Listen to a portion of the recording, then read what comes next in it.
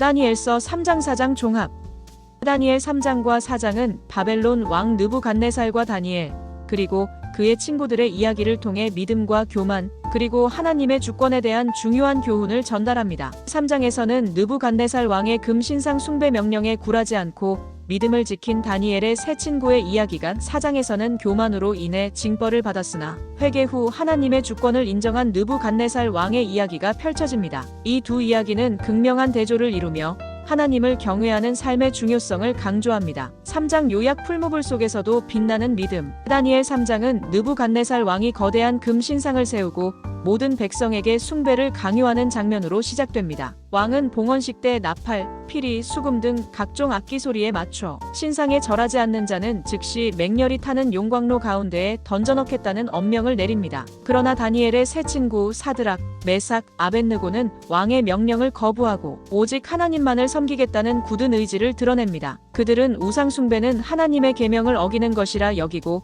죽음을 각오하며 신앙을 지키기로 결심합니다. 왕은 이 사실을 알고 크게 분노하여 세 사람을 불러 신문하고 다시 한번 신상 숭배를 강요하지만 그들은 조금도 흔들리지 않습니다. 오히려 우리가 섬기는 하나님께서 우리를 맹렬히 타는 풀무불 가운데서 능히 건져내시겠고 왕의 손에서도 건져내시리이다. 그리 아니하실지라도 왕이여, 우리가 왕의 신들을 섬기지도 아니하고 왕이 세우신 금 신상에게 절하지도 아니할 줄을 아옵소서라며 믿음의 절개를 굽히지 않습니다. 결국 느부갓네살 왕은 경노하여 평소보다 7배나 뜨겁게 달군 풀무불에 세 사람을 던져넣습니다. 풀무불이 너무 뜨거워 불꽃이 사드락과 메삭과 아벳느고를 붙든 사람을 태워 죽였고 이 세 사람은 결박된 채 맹렬히 타는 풀무불 가운데에 떨어졌습니다. 그러나 놀랍게도 하나님은 천사를 보내 그들을 보호하시고 불은 그들의 머리카락 하나 태우지 못했습니다. 풀무불 속에서 세 사람은 결박되지 않은 채 자유롭게 다니며 넷째 인물, 즉 하나님의 아들과 같은 모습이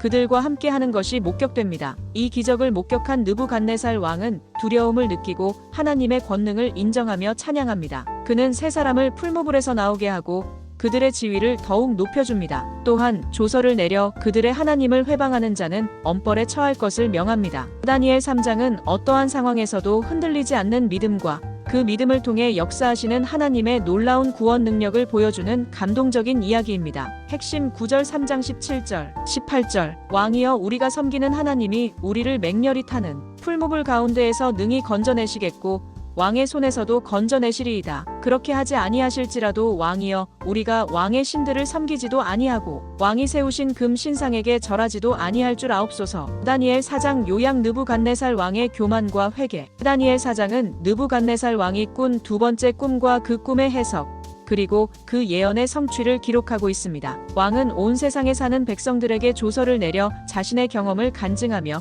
지극히 높으신 하나님이 행하신 이적과 기사를 알리기를 기뻐한다고 선포합니다. 느부갓네살 왕은 평안한 가운데 있을 때 한 꿈을 꾸는데 그 꿈으로 인해 심히 두려워합니다. 그는 바벨론의 모든 지혜자를 불러 꿈의 해석을 요구하지만 아무도 그 뜻을 알지 못합니다. 결국 다니엘이 왕 앞에 나와 꿈을 듣고 해석합니다. 꿈의 내용은 이러합니다. 하늘까지 닿을 정도로 크고 아름다운 나무가 있는데 하늘에서 한 순찰자, 거룩한 자가 내려와 그 나무를 베어 쓰러뜨리라는 명령을 내립니다. 그러나 나무의 그루터기는 남겨두고 쇠와 놋줄로 동여매어 들풀 가운데 두게 하며 짐승의 마음을 받아 7대를 지내게 하라는 것입니다. 다니엘은 꿈의 해석이 왕에게 미칠 것을 알고 번민하지만 하나님의 뜻을 거스르지 않고 진실을 전합니다. 그 큰 나무는 바로 느부갓네살 왕 자신이며 왕이 권세를 잃고 짐승처럼 들에서 살면서 하나님의 주권을 깨닫게 될 것이라는 끔찍한 내용이었습니다. 다니엘은 왕에게 회개를 촉구하며 가난한 자를 긍휼히 여기는 의로운 삶을 살면 평안함이 계속될 것이라고 조언합니다.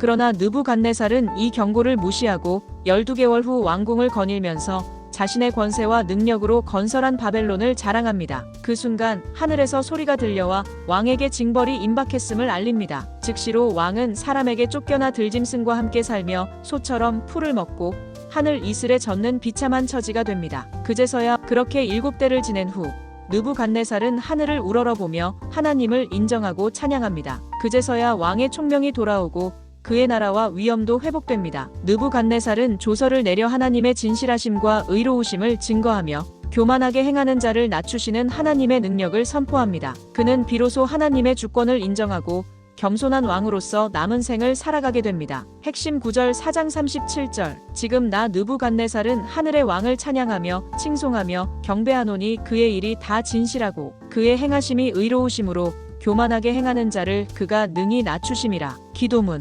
사랑하는 하나님, 다니엘의 새 친구와 같은 굳건한 믿음을 저희에게 허락하여 주시옵소서. 세상의 유혹과 압박 속에서도 오직 주님만을 바라보며 어떠한 상황에서도 타협하지 않고 진리를 따라 살아가게 하소서. 저희의 믿음을 통해 주님의 놀라운 능력이 나타나게 하시고 저희의 삶이 주님께 영광 돌리는 도구가 되게 하여 주시옵소서. 예수님의 이름으로 기도드립니다. 아멘.